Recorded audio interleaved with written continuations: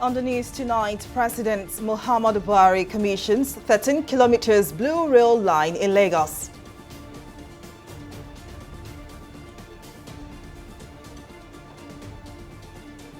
National Assembly asks CBN to extend deadline for use of old Naira notes.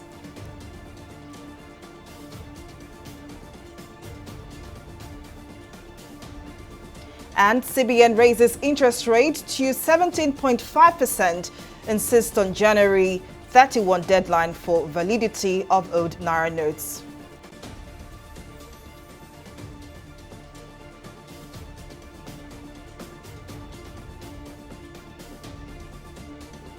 Well, many thanks for joining us on News Now. I am Folashade Ogurinde. President Muhammadu Buhari has commissioned the first phase of the 13 kilometers Lagos Rail Mass Transit train, popularly known as Lagos Blue Line. The rail project, according to the Lagos State Governor Babajide Sanwo-Olu, is to restate the state's commitments to bring the entire stretch of the Blue Line to completion. Speaking at the event, Sanwo-Olu thanked the president for his support to the state, including tax breaks and waivers granted on the project. He said the Blue Line commissioning is a product of the timeless vision of the state that dates back to 20 years. The various projects that were commissioned indeed bear testimony to the support and the facilitation that we enjoy with your government, the federal government. The Lagos Rice Mill in Malta yesterday was a demonstration of eat what we can grow, grow what we can eat. Your agricultural revolution. The Lekki Deep Sea Port yesterday again was a demonstration of your commitment and ensuring that within the time space we've been able to complete that project with all of the approvals, that you have given that project, economic development and all that comes with it. And of course, the benefits, Mr. President, are obvious. It will reduce travel time, it will improve the quality of life of our citizens, and it will make Lagos one of the most resilient mega cities, not only in Africa, but it will compete with other mega cities in the world. And Mr. President, it is also on track that we will be commissioning the Red Line before the end of your administration. That, in fact, is even a bigger, better, longer rail corridor, which we're excited with the collaboration of the Nigerian Railway Corporation, where we're sharing the rail corridor. We seek to harmony in coexistence, harmony in integration, harmony in diversity, and harmony in development. So, Mr. Governor, are you happy? Are you satisfied?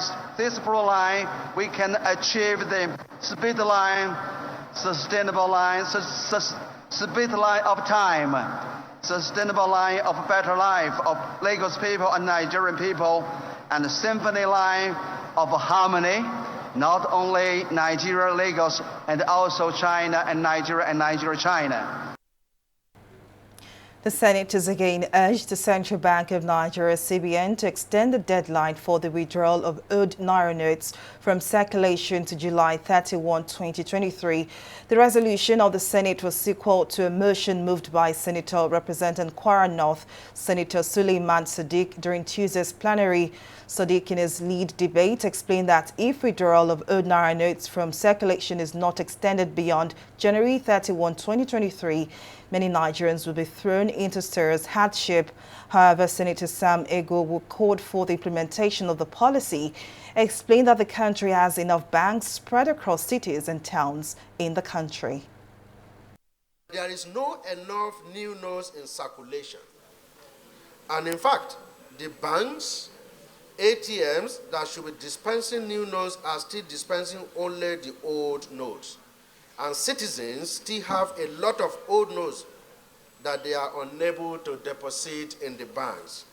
And right now, there are uncontrollable queues in several states in the country. Mr. President, let me say to you, in my constituency, especially in my local government, 90% of the people have not seen the new notes at all. They have not had a glimpse of the new notes. It is not because they don't go to banks. It is because our banks are only able to give us old notes. I think we should go beyond the technicalities and the statistics being churned out by CBN and appeal to the central bank governor to have an extension. If not, because the whole essence, if we are focusing on just putting a deadline, is that we are now saying, yes, we want to be punitive, just like he said when he announced the policy. We are trying to catch people who have hoarded money. I can assure you, Mr. President, anybody that had 10 billion naira in cash at that point in time has changed it. People are averse to change. Therefore, that's exactly what we are saying now. And if we cannot extend it, I want to assure you that there's no time we will reach and we say we are satisfied. So I want to oppose this motion, and I want to stand with the CBN that the argument they have enunciated is good enough. In most parts of Nigeria, especially rural Nigeria, which constitutes more than 70% of the country, there are no banks. And our people transact in cash most often than not.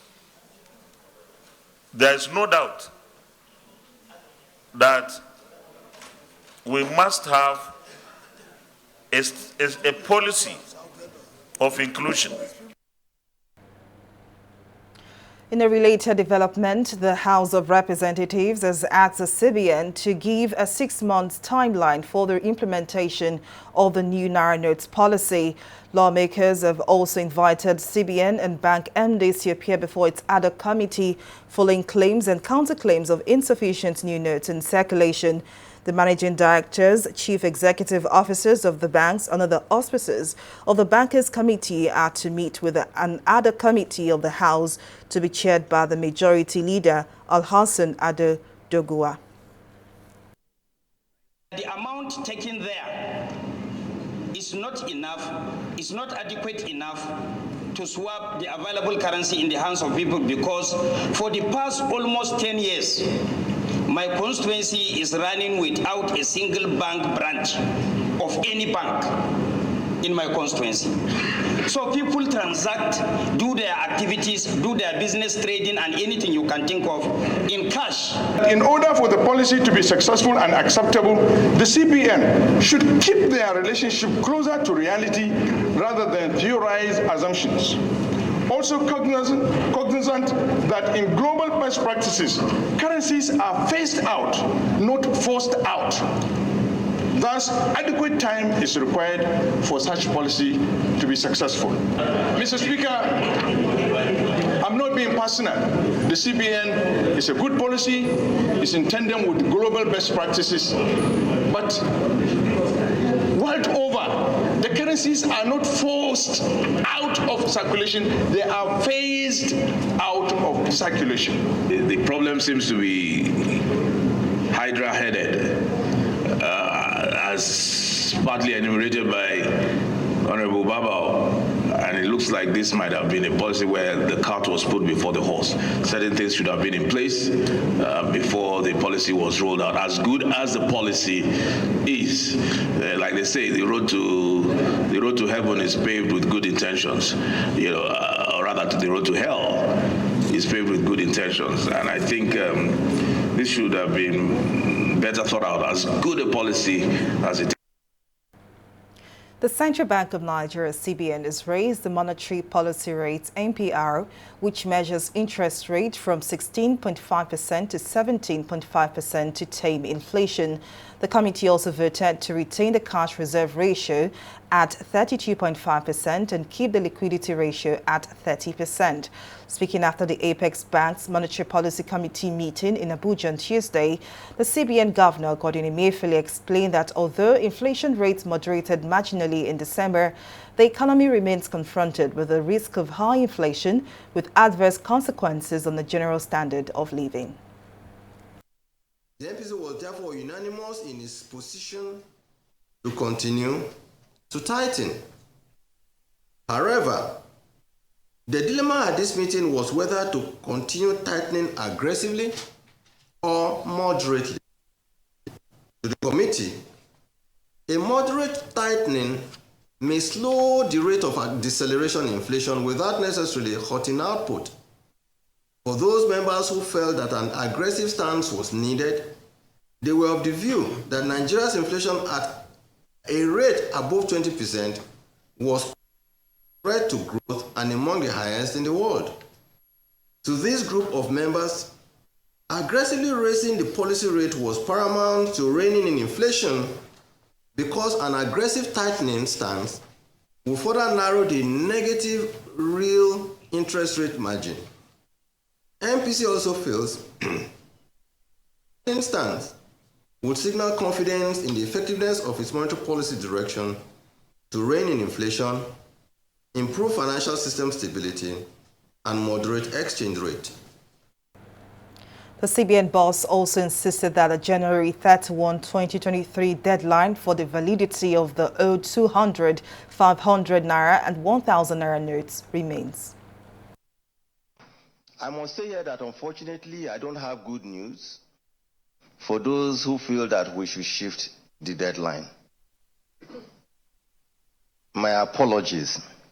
From now on, don't make any payment of new notes over your counter, which gives the opportunity for you to give in to your friends. Pay all new notes into your ATM. The ATM is a robot. Everybody queues. And then you take, whether it's 10,000 or 20,000 or 30,000 that is programmed, everybody collects the same amount. That has worked. At the initial stages, yes, because some may say that they were collecting new old notes from the ATMs. At the initial stages, we told the banks, just feed your machines in the morning with the new notes. When it finishes, so that people don't complain that they don't have currency, put old notes, right, so that you can continue to serve your customers. About a week or a week and a half ago, we changed tactics and said, okay, now, do not put old notes again. Put only new notes. And we increase the volume of disbursement of new notes to them. Put only new notes, because at some point we started also to tell the banks that, look, reduce the volume of old notes in your vaults by a certain percentage, because by the 31st of January, we want to have 0 old notes in your vaults. Or maybe at worst, what you will find is that because they will collect old notes on the 31st, we can say on the 1st, you should have 0 old notes in your vaults. Those are the things we did. So we felt, put only new notes in your ATMs. If it finishes, everybody wait. The following day, put new notes again. And that is what is currently running. Well, for more insight into the development, economist and political commentator Segun Sopiton joins me now. As always, thank you very much for joining us. Now, the CBN took a different path from what many experts had predicted yesterday. Do you support the CBN's decision to increase interest rates, and what possible impact will this decision have on the economy? Okay, good evening, Nigerians. Thanks for having me. Look, it's the CBN apparently has only one answer to the inflation question. When inflation is going up, the CBN increases monetary policy rates with the expectation that this will, have the knock-on effect of reducing liquidity in the banking system, which will then drive inflation down. It's that simple logic. Will this be effective, and has it been effective? I think the jury is out. So what we know for a fact is that the forces that are driving the inflationary pressures, are not only monetary. It's not just the simple matter of too much cash or too much money chasing too few goods, as they teach in secondary school level economics. In this situation, what we have is that there are a lot of other factors, logistic factors, food inflation as a result of insecurity. We've spoken about these things time and time again. And if the CBN so desires, they can increase MPR to 50%. It's not going to crash inflation if there is no food, if there is no adequate supply of food, if exchange rates, for example, continue to remain in the black market at over 740, 750 naira, knowing fully well that a lot of our consumables are imported. So those factors are the things that are driving inflation rather than just monetary policy issues. So increasing monetary policy rate now unfortunately has that impact of making funds available to industrialists, manufacturers, to the economy at a more expensive rate, which, if the CBN is not careful, can constrain growth. I know that they are aware of this, and I think they are just sort of, doing what they know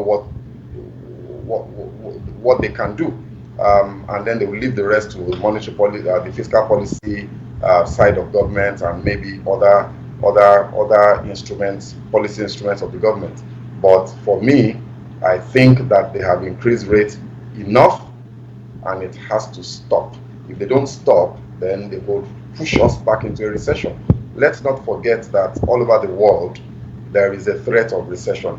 All of the major international monetary agencies and organizations have warned. They have reduced or revised their growth rate, global growth rate, down from 2.53% to as low as 1.7, 1.5, 1.7%. And they're warning that a sizable part of the world, of the global economy, might fall into a recession.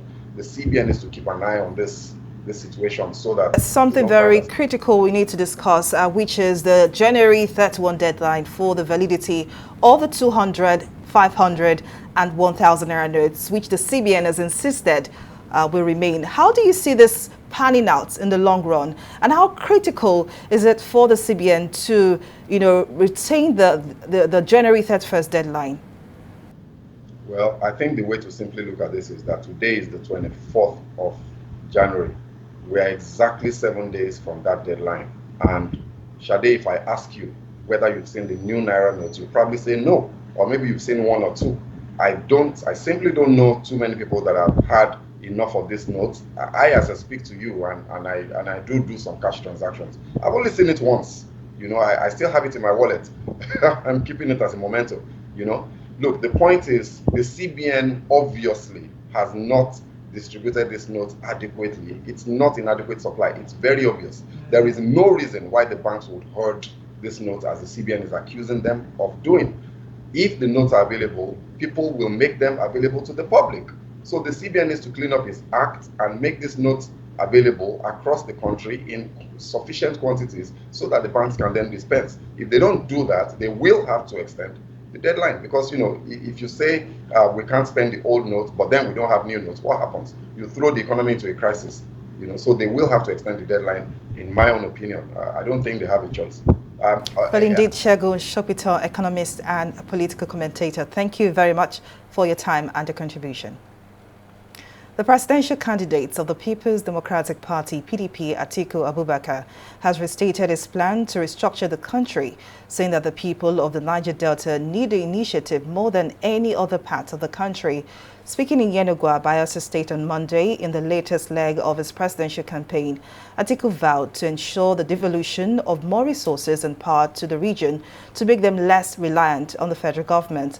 The former vice president also reiterated the implementation of his 5-point developmental agenda for the nation, which he listed as the unification of the country, tackling insecurity, the economy, ending the strike in universities, and restructuring.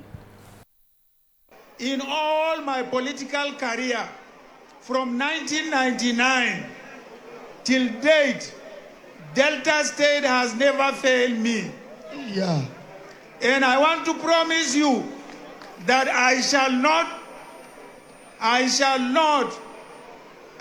not betray the trust of Delta State, and in fact, the Niger Delta sub-region altogether. That is why, as my modest contribution to your support over the years, I decided to take one of you as my running mate.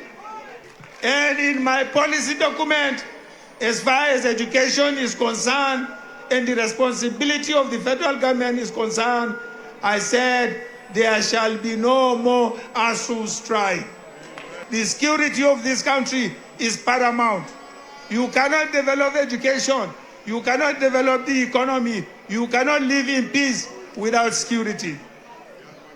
It is our responsibility and our commitment to make sure we secure this country safe for everybody, wherever you may live. And I have come to this place in 1998, 94, all these years. Have you seen the kind of progress that has been achieved in Delta State? Is that not PDP? Why will you go for another party, for God's sake? Why? You have no reason to do so. Well, we'll take a break here, but still to come. Ukraine undergoes biggest political shakeup since the Russian invasion started. Details of the story and more right after this break.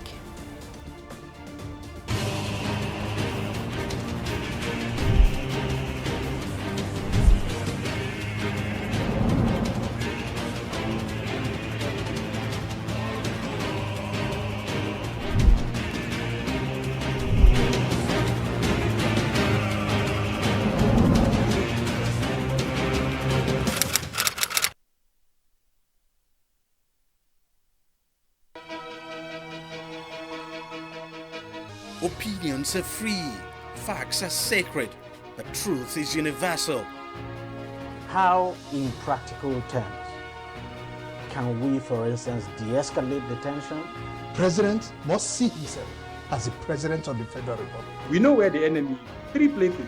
The Lake Chad Basin, the border area between Nigeria and Cameroon, and then the Sambisa Forest. On TV360, we give you a complete dose of everything. Opinion, facts, and undiluted truth. I hardly believe what politicians say in this part of the world. A new Nigeria is possible, a future is possible. We delve into the issues, dissect it so that you can understand it, use it to take action. I don't think there's any need for any governor to look for grant for ranching. TV360, dissecting the issues.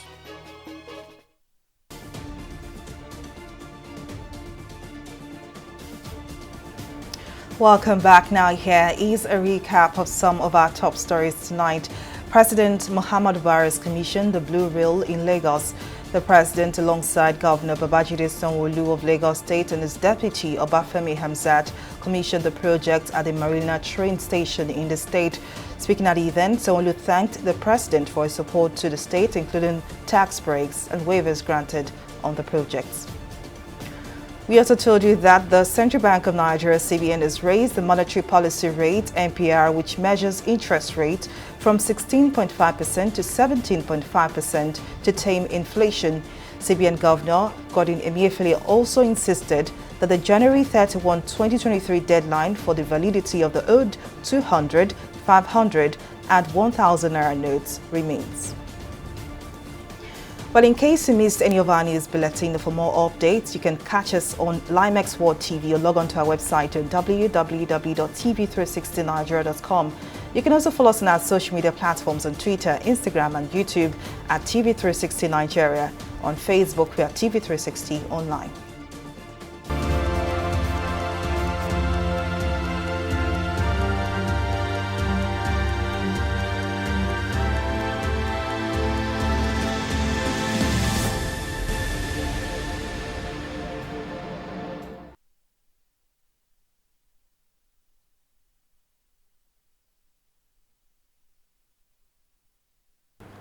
The federal government says all travelers arriving in Nigeria must now provide evidence of COVID-19 vaccination. Geoffrey Okatibo, Director of Port Health Services, said this on Monday during a media briefing at the Ministry of Health in Abuja. Okatibo said Port Health Services had heightened surveillance at points of entry following the reported surge in the cases of COVID-19 in countries like China, Japan and the United States. In December 2022, the federal government had relaxed COVID-19 rules in the country. We'll take a breather now and return with more stories and business. To stay with us.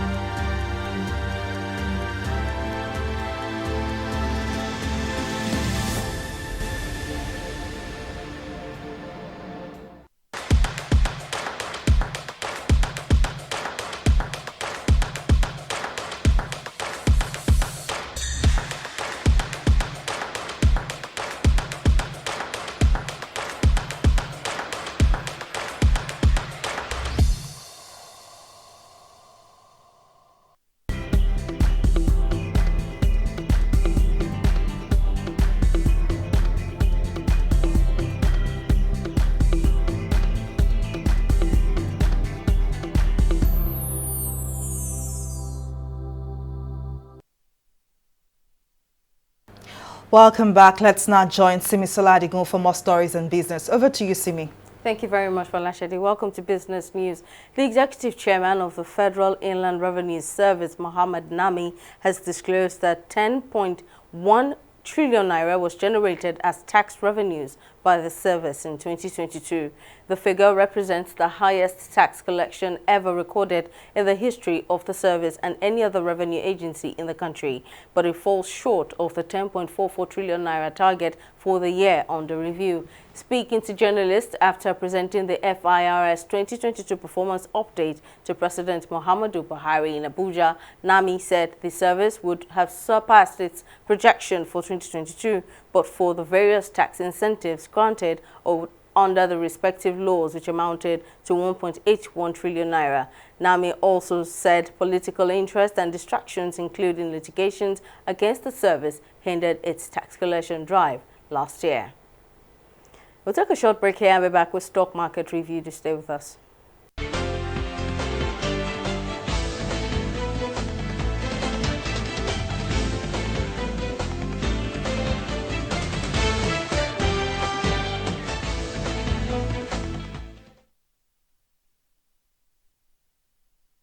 It's the second day of trading on the NGX as the bull takes a negative turn. Now, all-share index also closed in the red at 0.09% to close at 52,612 basis points, with market capitalization resting on the 28.7 trillion naira mark. Now, a total of 182 million volumes of shares valued at 4.82 billion naira exchanged hands in 3,470 deals. Meanwhile, 109 listed equities participated in today's trading, ending with 20 gainers and 14 losers. On the losing side, Nigerian breweries came out last with an end-of-day price depreciation of 9.9% at 41 naira 85 kobo per share, followed by Coverton Offshore Support Group. Now, we'll switch to some of our select global stocks. That's the FTSE, Dow Jones and Nikkei. While the Dow Jones and Asian stocks, Nikkei finished on a bullish sentiment at 0.04% and 1.46% respectively. The UK FTSE could not keep its head above water and ended up on the negative side at 0.21%. Well, that's it on the stock market review. Back to you now, Folashadi. Many thanks, Simi, for that update. And on the foreign scene, Ukraine's government has dismissed 5 regional governors and an array of other senior officials in the biggest shakeup of the country's political leadership since Russia launched its invasion in February. Among more than a dozen senior Ukrainian officials who have resigned or were dismissed were the governors of the Kyiv, Sumy, Dnipropetrovsk, Kherson and Zaporizhzhia regions. All 5 regions have witnessed major fighting over the past year, giving their governors an unusually high national profile. In sport, after parting ways with Frank Lampard, Everton have turned their attention to former Leeds manager Marcelo Bielsa to take over the managerial role at the club. Lampard was fired on Monday after a run of poor performances that has landed Everton in 19th place out of 20 on the Premier League table, the latest being a 2-0 defeat by West Ham at the London Stadium on Saturday, their 3rd consecutive loss in the league. The former Chelsea boss arrived at Goodison Park in January 2022, and although he helped the club avoid relegation last season, he leaves Everton with only 15 points out of 20 games. And that's the size of our news bulletin. Many thanks for watching. I am Folashadi Ogurinde. Bye for now.